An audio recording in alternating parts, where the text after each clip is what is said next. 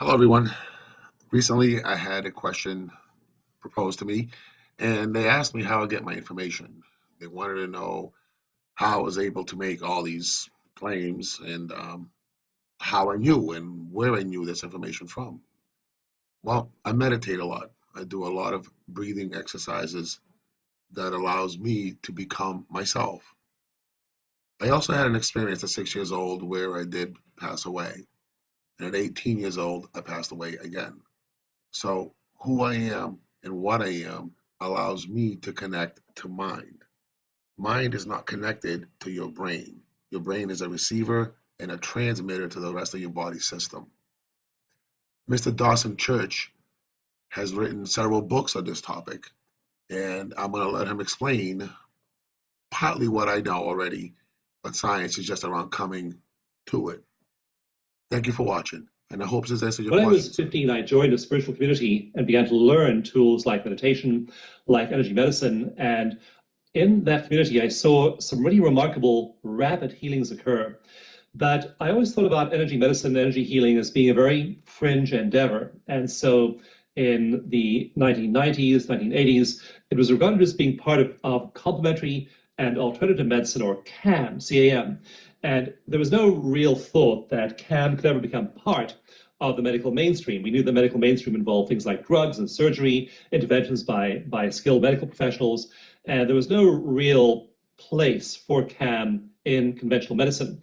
But what began to happen in the late 1990s is scientists turned their attention to using some of the tools developed for diagnosis to looking at altered states of consciousness.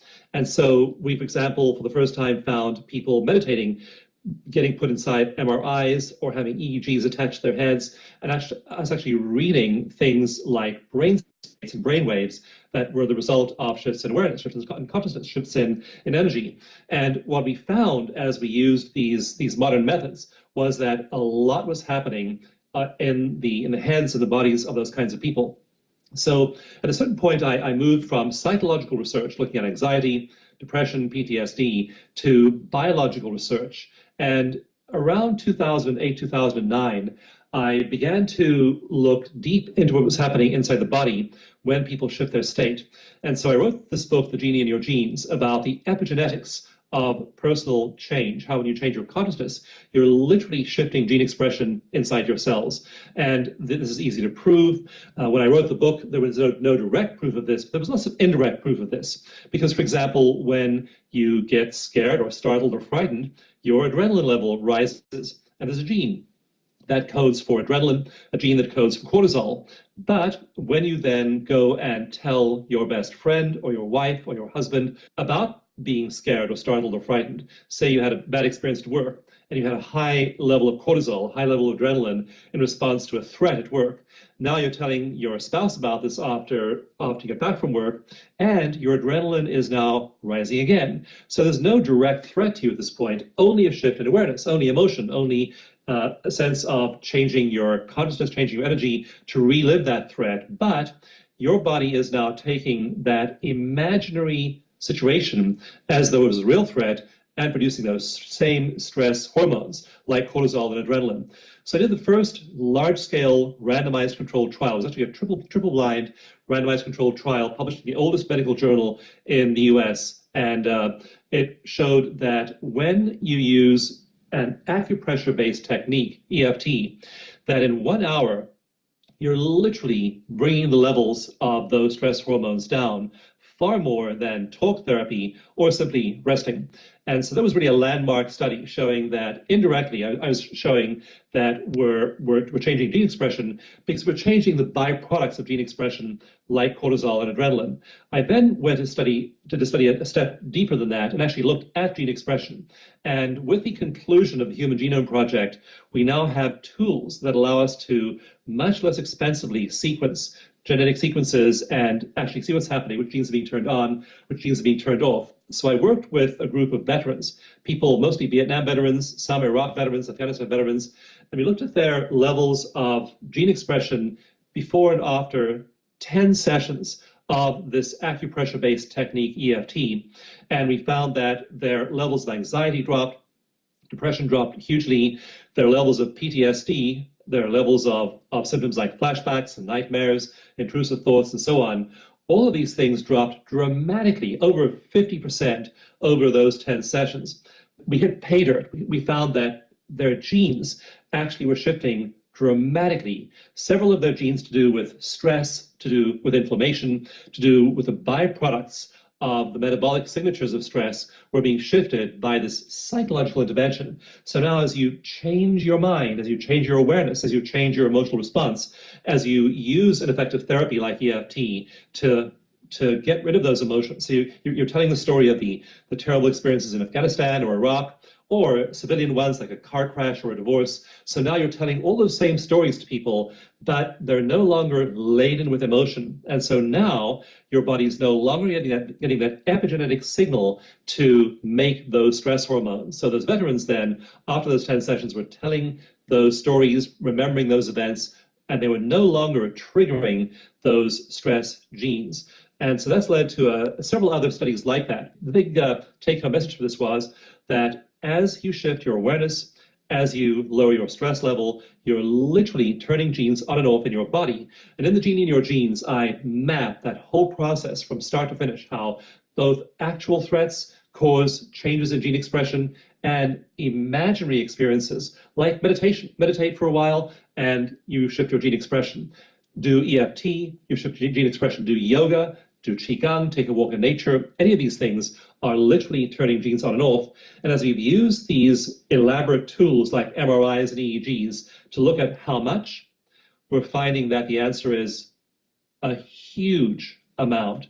That we're not seeing trivial or minor shifts in gene expression. We're not seeing trivial or minor shifts in brainwave activity. We're seeing major shifts, radical shifts in the way the brain processes information based purely on these energy and consciousness techniques. So that work in the Genie in Your Genes made that argument really early in 2004, but the newer editions now have many studies showing directly that our awareness, our consciousness, our energy level, our way of seeing the world, our worldview, our mental picture of reality, all of these things are turning genes on and off. And I'll just leave you with one final study, an amazing study, and it shows the cumulative effect of this, which you see in longevity. So people make a lot of little choices in their lives. Should I drink tea or coffee this morning? Should I get up on the left or the right side of the bed? And, those choices are minor. But when those choices are about emotion, when those choices are about spirituality, when those choices are about stress, they may seem minor. Just that 5 minutes you spent obsessing about the bad thing someone did to you last week might seem like a trivial thing. But cumulatively, over a year, and then 5 and 10 and 20 years, they make an enormous difference to your gene expression, which shows up in the form of longevity. And so this one really stunning study I talk about shows that optimists, people who think positively, people who have a positive worldview, people who see others in a positive light, optimists live on average 8 years longer than pessimists. That's the cumulative effect of all that negative thinking. Think negatively for a moment, you don't see any big change. Think negatively for a lifetime, and you get 8 years less of it. And so these are the profound shifts that these kinds of emotional states are producing epigenetically in our cells. The scientific evidence that thoughts and emotions affect one's genes carries another extraordinary ramification. That genetic changes caused by emotional trauma might be passed on to future generations. That study showing that emotional trauma is intergenerational was stunning, because we always thought that if a bad thing happened to me, it was going to affect me. It might produce PTSD, it might produce trauma in me, but how could that really be passed along to my kids or my grandkids? Because they're going to have a fresh set of genes. They're going to be born with these genes that are unaffected by that.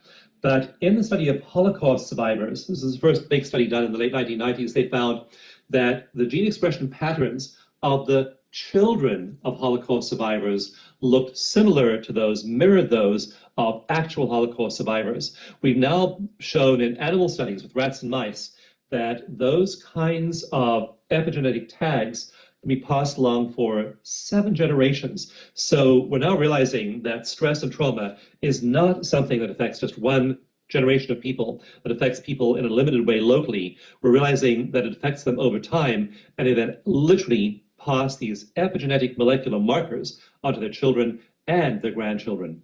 A parallel field of investigation to the mind-body connection is the study of consciousness itself. We asked Dawson for his thoughts on the perspective that consciousness is not generated by, nor confined to the brain. The old view, the materialist worldview, was that mind is what's called an epiphenomenon of complex brains. And the idea is that originally there were single-celled organisms, then multi-celled organisms, then complex organisms. As organisms became more and more complicated, they got bigger and bigger brains, more complex brains, and eventually this threw up this phenomenon called mind. That's a result of brain activity. But there's no actual proof for that point of view. And in my book, Mind to Matter, I quote many neuroscientists, many authorities who point this out, who say that there's really no proof, no empirical proof that mind is the epiphenomenon of a complex brain. And what the brain seems to do more accurately is it seems to be receiving and transducing information and then manifesting it on a physical level. So the brain is much more like a receiver of information than it is like a producer of information. Just the way someone's listening to this podcast right now and they're listening to it on a device. So the words I'm speaking and the words you're speaking and this interaction isn't happening inside of their smartphone. And that's the conceit of the materialist worldview. We think that because there's this broadcast coming out of the smartphone, well, then the smartphone has to be the source of the broadcast. We don't realize that the broadcast is coming from a distant location. And so there are lots of examples. There's lots of science now behind distant mental effects and the distant phenomenon of consciousness. And so what the research does show is that there's far more evidence for the idea of consciousness being something that permeates the universe. There's something which I talk about in the very beginning of Mind to Matter. I talk about non-local mind, and our local minds are anchored in our local brains. So if, for example, I talk about me, Dawson, I'm talking about an individual and an identity that's anchored in a local sense of self, which I associate with my body and my circumstances. So that's the local me. But there's far more to me than the local me. There's far more to me than the local sense of self. And so when meditators, for example, enter a deep meditation, a part of the brain called the parietal lobe, which locates your body in space, that part of the brain shuts down. The prefrontal cortex that constructs the self shuts down. There's a massive drop in the consumption of oxygen and of nutrients by those two parts of the brain. And so people literally begin to have a non-local sense of self. They describe a feeling of oneness. They feel a sense of peace. They feel a sense of connection with the rest of the universe. In these states of consciousness, all kinds of non-local phenomena occur. So people who are in this non-local space report experiences of precognition, knowing the future, what's happening in the future before it happens. And there's really, really good evidence for precognition. Telepathy, the EEG is one of the most pervasive instruments used by modern science, the electroencephalograph, and there are thousands of studies now that plot our brain waves using the EEG. But when I was writing Mind to Matter, I became interested in the guy who invented the EEG, whose name is Hans Berger, and he was a German doctor in the late 1800s, early 1900s. And he got his big insight about inventing a device to measure brain waves when he had an experience of non-local reality. He was actually a German military officer, and one day he was on his horse, and he was part of a horse team towing a huge big field gun in the late 1800s, and his horse reared up and threw him right in the path of this rolling gun. And just as the gun was about to crush him, his friends managed to stop the gun, and he wasn't crushed. That night, he got a telegram from his father saying, "I've been concerned about you. How are you?" And he never got a telegram from his father before. But it turned out his sister that day, at the very moment he was about to be crushed by the gun, had this premonition of a terrible thing about to happen to him, told the father who sent the telegram. So there are all these examples of people, even in science. Einstein said that all great scientific discoveries come from these states in which you're letting go of the local self and connecting with the non-local self. That's where inspiration comes from. That's where creativity comes from. And so the brain is the anchor of that non-local mind in local experience. And that's really where the evidence is pointing. So that's the best way I can describe it to you. I don't read books and I don't use the internet a lot to do research. It comes to me. And if that feeling is right, I go ahead and try to make my best to make a video about it. I'm not technically advanced. You know what I mean? I am not, I am simple as simple can be, and I do not try to push anything that I cannot understand. But if it comes to me and it's valid in my eyes, that information becomes my reality. And my reality is all that I can hold on to. So hopefully I can make you think. And the possibilities there. And if you have an open brain that's allowed to receive information and accept mind, then you will do your own thoughts and your own research into things that are possible. Anyways, I thank you for watching. Peace.